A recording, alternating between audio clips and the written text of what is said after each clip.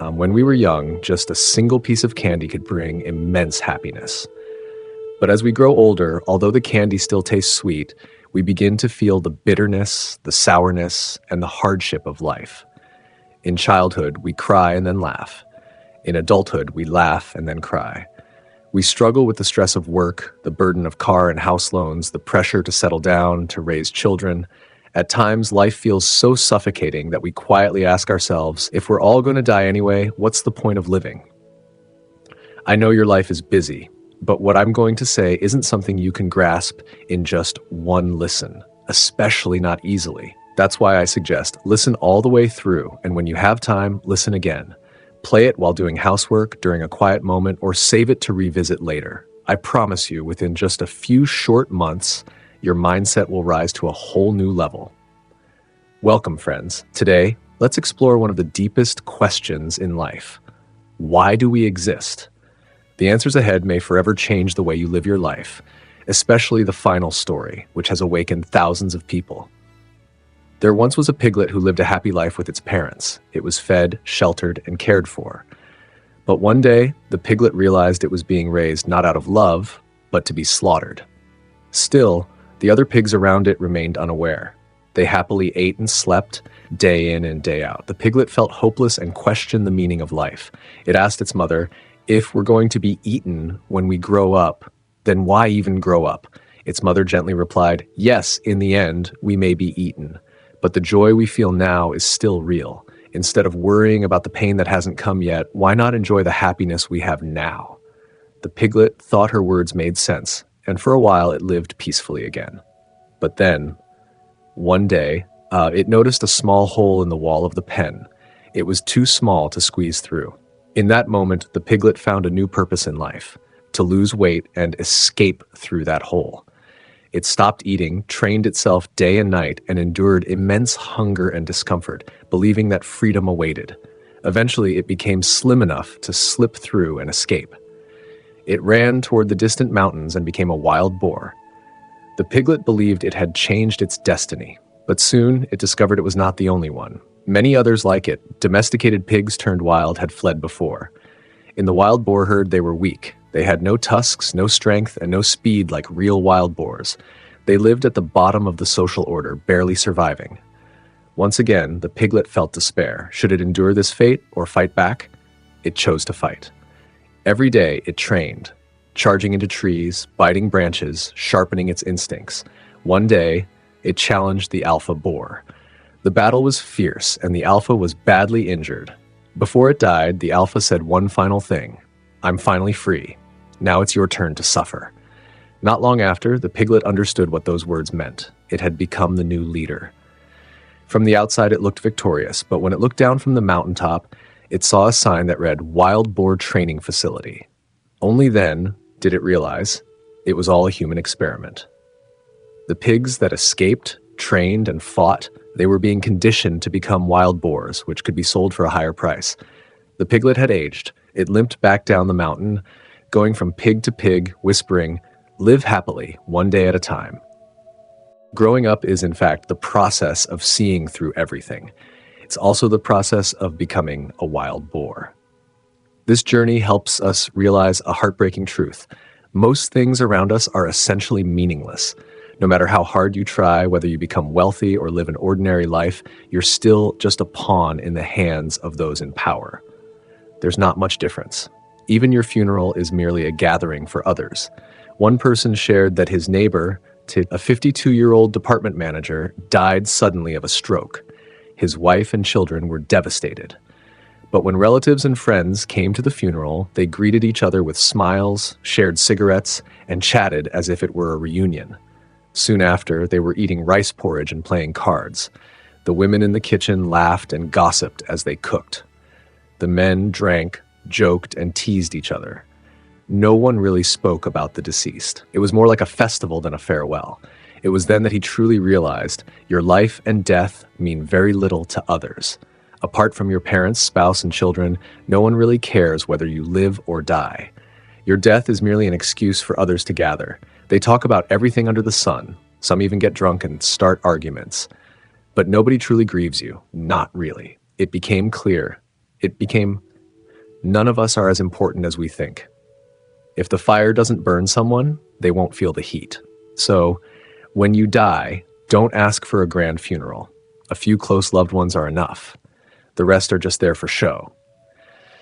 As we grow older and start thinking for ourselves, we often think we are the center of the world, that everyone else is just watching us. But the truth is, everyone is only thinking about themselves. You worry about whether your parents care about you. You wonder what your partner thinks of you. You ask if you should love yourself more. But in reality, people care less about you and more about how you make them feel about themselves. Just like you, how often do you truly care about others? Each of us lives in our own world, where others are just spectators. We must accept the truth. Modern people have become more indifferent. We don't concern ourselves with others' lives. Sometimes we even feel satisfied when others suffer misfortune. If you don't believe it, ask yourself, do you even know your neighbor across the street? When others die, we often feel nothing. Why? Because we aren't closely connected to them. For those living in the shadows, hoping for a richer life, just go for it. Don't be afraid to fail, because no one is truly watching you. For those living like actors in this great stage of life, if you're tired of being the lead and being a supporting role doesn't satisfy you, then walk away. You're allowed to leave the stage. A college student once wrote an essay titled, "Only by enduring the hardships of life can one rise above others." The professor in New Zealand gave the essay a failing grade. Why? Because the professor understood a simple truth. If enduring more hardship makes one superior, then the richest being on earth would surely be a donkey. The older generation has dug a massive pitfall for the youth, telling them they must suffer through everything to have a future. But once you enter society, you'll realize that the moment you begin gritting your teeth to endure suffering, there will be an endless stream of it waiting for you. Money is left to those who don't need money. Love is left to those who don't need love. And suffering, that's reserved for those who are best at enduring it. But let's be clear, this is low-level suffering. It's not the kind born from discipline or self-improvement. Today's younger generation no longer blindly accepts suffering. Recently, someone online said, if you feel really tired, go to the market at 4 a.m. or to the emergency room. Another person replied, if I feel tired, shouldn't I rest? Why compare who's more exhausted? By that logic, only the single most exhausted person in a world of 8 billion has the right to say they're tired. Yes, building resilience is essential, but we must stop glorifying suffering. Otherwise, we fall into a cycle of needless self-destruction. Success depends on many factors. Don't blindly endure meaningless pain. A positive and optimistic attitude is the best way to live. Don't suffer just for the sake of it. Tradition tells us, suffer now, enjoy later. Make money first, enjoy later. But if life is short, maybe you'll suffer your entire life and never get to enjoy it. Author Higashino Keigo once wrote, pushing yourself too hard is exhausting. We weren't born into this world just to suffer, so don't hold everything inside. When life feels overwhelming, slow down. When you're tired, rest. When you're sad, cry. Don't fight yourself. There's nothing more important than living in good health. Living abroad is like a mirror reflecting our lives. They work for half the year and spend the other half enjoying life. They buy houses just to live in, cars just to get around. We only have a few decades on this planet. Life isn't about working overtime every day. It's not about enduring pain. We came into this world to enjoy life, to explore the beautiful experiences that being alive has to offer. In this life, some will admire you, some will despise you, some will envy you, and some will misunderstand you. You can't please everyone, so stop trying. Just remember, your body belongs to you. Take care of it. Your mind is yours. Protect it. Don't let unworthy people or things ruin your peace. There was once a little fish traveling through a magical forest. It swam up to an older fish and said, I want to find what they call the ocean. The old fish looked surprised and said, the ocean? You're in it right now. The little fish replied, this is just water. I'm looking for the ocean.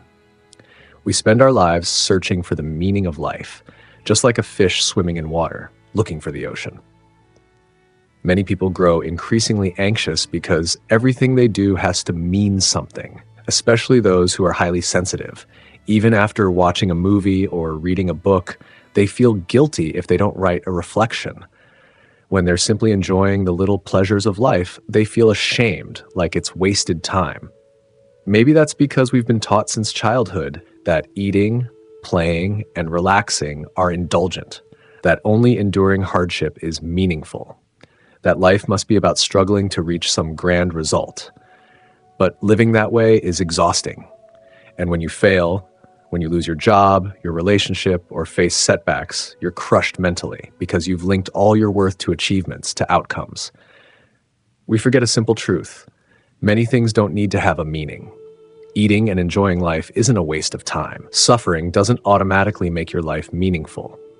When you're tired, worn out, remember this. Life is a collection of experiences. If you want, you can do pointless things. Sit quietly watching the sunrise, lie on the grass all day, count stars in the night sky. These moments, these experiences are the deepest meaning of all. Life doesn't need to follow what others think is meaningful. You don't have to live by society's timeline. Marry at 25, have kids by 30, start a company by 35. Meaning is what you create for yourself. Life isn't a railway line, it's a wild field. There's no single path. If you're enjoying the present moment, then your life already has meaning. So what then is the biggest difference between humans and animals? Some say it's that animals live without meaning, while humans seek meaning. But I believe that's not true. Neither animal lives nor human lives inherently carry meaning because humans evolved from animals. The universe didn't suddenly become meaningful just because we gained self-awareness. Animals don't know their lives are meaningless and they don't care. But humans, we do know and we can't stand it. That's why we keep searching for meaning. And through that search, humans have created religion, philosophy, and art. Only then do people feel life has meaning. It's not that life comes with built-in meaning. We create it. That meaning doesn't come from nature or the universe. It's not something that was prepared for you. Nature doesn't have any concept of meaning. It never intended for your life to be purposeful. That's on you. There's a nurse named Bronnie Ware who worked in palliative care in Australia for 9 years. She wrote a book called The Top 5 Regrets of the Dying, based on what her patients shared with her near the end of their lives. Here are the 5 most common regrets she recorded. 1. I wish I'd had the courage to live a life true to myself, not the life others expected of me. This was the most common regret. When people realize their life is ending, they see clearly how many dreams they left unfulfilled.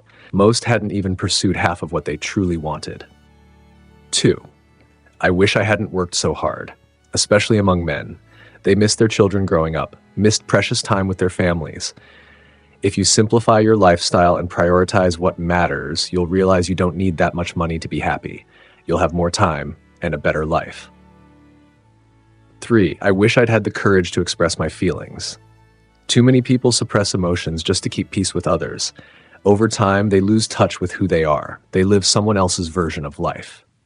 4. I wish I had stayed in touch with my friends. Life gets busy and people lose contact with the ones who once mattered most. On their deathbeds, many regretted not giving more time and love to their friends. 5. I wish I had let myself be happier. Surprisingly common. When death is near, people stop caring about what others think. What matters most then is how they feel inside. If you can let go and face yourself with a smile, that's a beautiful ending. So what then is the biggest difference between humans and animals? Some say it's that animals live without meaning, while humans seek meaning.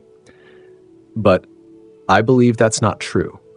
Neither animal lives nor human lives inherently carry meaning, because humans evolved from animals. The universe didn't suddenly become meaningful just because we gained self-awareness. Animals don't know their lives are meaningless, and they don't care. But humans, we do know, and we can't stand it. That's why we keep searching for meaning. And through that search, humans have created religion, philosophy, and art. Only then do people feel life has meaning. It's not that life comes with built-in meaning. We create it. That meaning doesn't come from nature or the universe. It's not something that was prepared for you. Nature doesn't have any concept of meaning. It never intended for your life to be purposeful. That's on you. There's a nurse named Bronnie Ware who worked in palliative care in Australia for 9 years. She wrote a book called The Top 5 Regrets of the Dying, based on what her patients shared with her near the end of their lives. Here are the 5 most common regrets she recorded. 1. I wish I'd had the courage to live a life true to myself, not the life others expected of me. This was the most common regret. When people realize their life is ending, they see clearly how many dreams they left unfulfilled. Most hadn't even pursued half of what they truly wanted. 2. I wish I hadn't worked so hard, especially among men. They missed their children growing up, missed precious time with their families. If you simplify your lifestyle and prioritize what matters, you'll realize you don't need that much money to be happy. You'll have more time and a better life. 3. I wish I'd had the courage to express my feelings. Too many people suppress emotions just to keep peace with others. Over time, they lose touch with who they are. They live someone else's version of life. 4. I wish I had stayed in touch with my friends. Life gets busy, and people lose contact with the ones who once mattered most. On their deathbeds, many regretted not giving more time and love to their friends. 5. I wish I had let myself be happier. Surprisingly common. When death is near, people stop caring about what others think. What matters most then is how they feel inside. If you can let go and face yourself with a smile, that's a beautiful ending. In Japan, a young hospice nurse named Shichio Kane cared for over 1,000 terminal patients. She later wrote a book titled 25 Regrets Before Death. Among the top regrets were not doing the things they truly wanted, failing to achieve their dreams, acting against their conscience, letting emotions control their entire lives, lacking the strength to help others.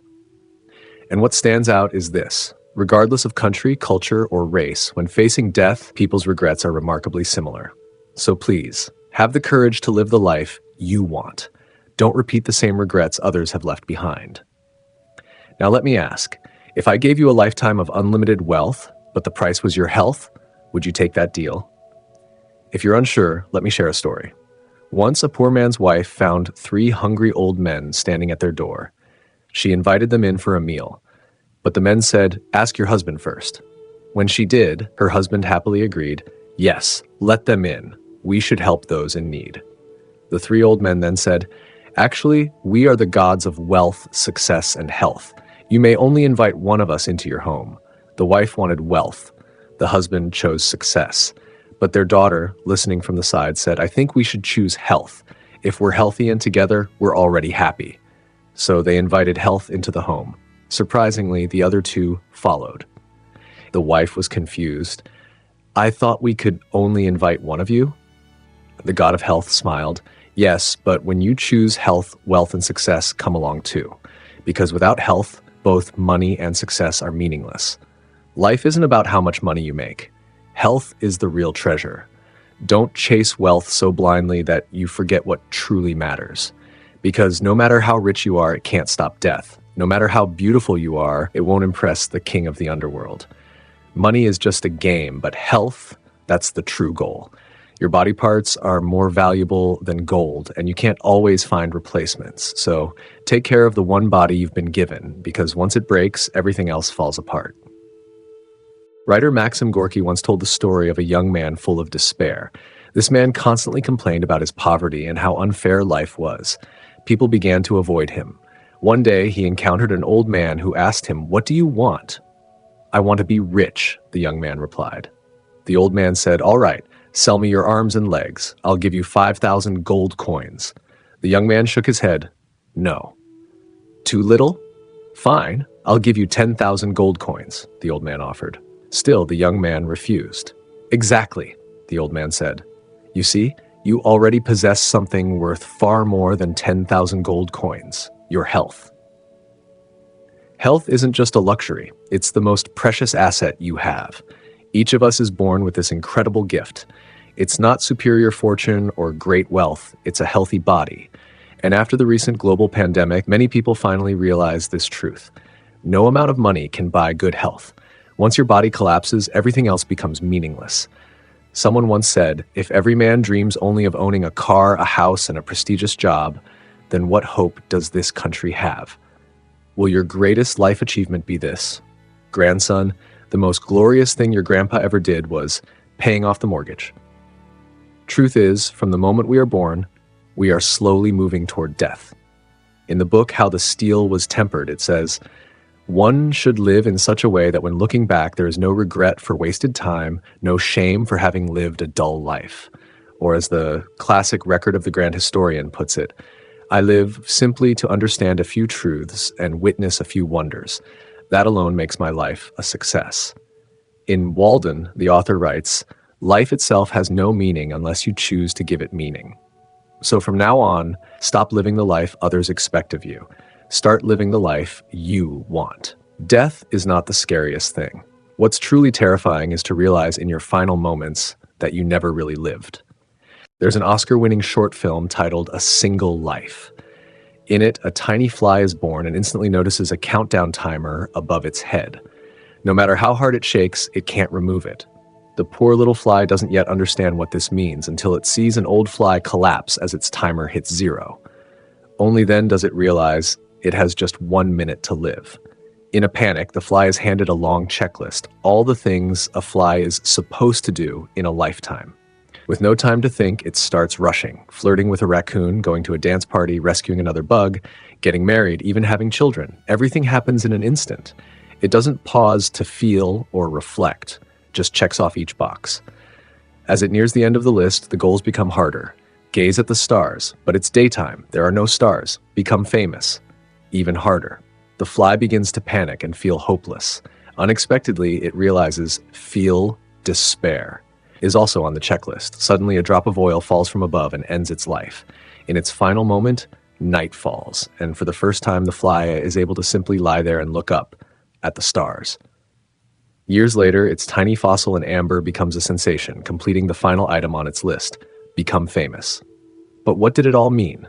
The fly spent its whole life chasing a list that someone else wrote. It's absurd. It's sad. And yet, isn't it just like us? Graduate. Get a job, marry, have kids, climb the social ladder. This is the list handed down from those before us, but none of it is necessarily what we truly desire. They're simply the expectations of others. Like the story of the man and the Buddha. A man dies. In that moment, he sees Buddha holding a box. Buddha says, "Let's go." The man cries, "Already?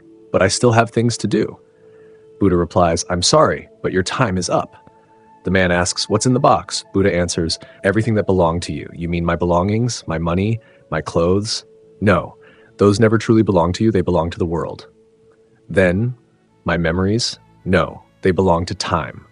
My talents? No, they were shaped by circumstance. My friends and family? No, they were part of your journey.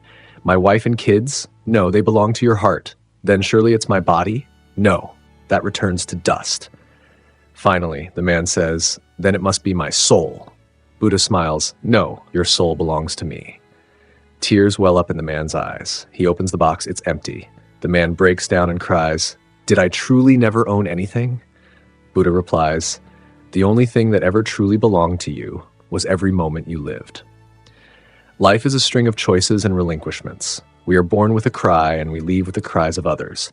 The time between those two cries, that is our life. God also has a sense of humor. Cats love to eat fish, yet they hate water. Fish love to eat worms, yet they can't live on land. Life is a series of possessions and losses, choices and sacrifices. A scientific study once concluded, 50 years after you leave this world, all traces of you will disappear. Every footprint erased, every memory faded. From this perspective, a person dies 3 times. The first is when your heart stops beating, the physical death. The second is when the last person who knew you dies, the social death. And the third, the final death, is when all your photos, videos, and records vanish, the digital death. If life is meaningless, then understanding this truth isn't meant to destroy our will to live. It's meant to remind us, perhaps the greatest meaning in life is to fully live each present moment. That means cherish each act of love, each embrace, each shared meal with family, each gathering with friends. Live wholeheartedly for today. That may be the truest meaning of life. Don't let small things bother you. Don't be the one who causes trouble. Live by this simple philosophy. Be kind, be present, live well today. Even if everything in life is fleeting, and even if we are ultimately forgotten, that doesn't make life meaningless. It simply means that we must find meaning within ourselves. Don't wait for someone to validate your worth. Don't wait for society to hand you purpose. Instead, embrace the beauty in the ordinary, the sound of laughter, the warmth of sunlight, the quiet strength in simply getting through the day. These are the miracles of everyday life. You don't need to conquer the world to matter. You don't need to chase someone else's dream to live fully. Life is not about proving anything. It's about experiencing everything, fully, sincerely, and with gratitude. The world doesn't owe you meaning. You give life meaning by how you live it. So laugh when it's time to laugh, cry when it's time to cry, rest when you are tired, speak kindly, love deeply, forgive freely. If today is hard, let it be hard, but don't give up. If tomorrow comes, embrace it. If it doesn't, you still lived truthfully today. That in itself is enough. Thank you for listening all the way to the end. If this message touched your heart, please share it with someone you care about. Follow this channel for more timeless wisdom, deep reflections, and meaningful stories. Let's grow together, one thought, one moment, one story at a time. This is Secrets of Chinese Sages. See you in the next episode.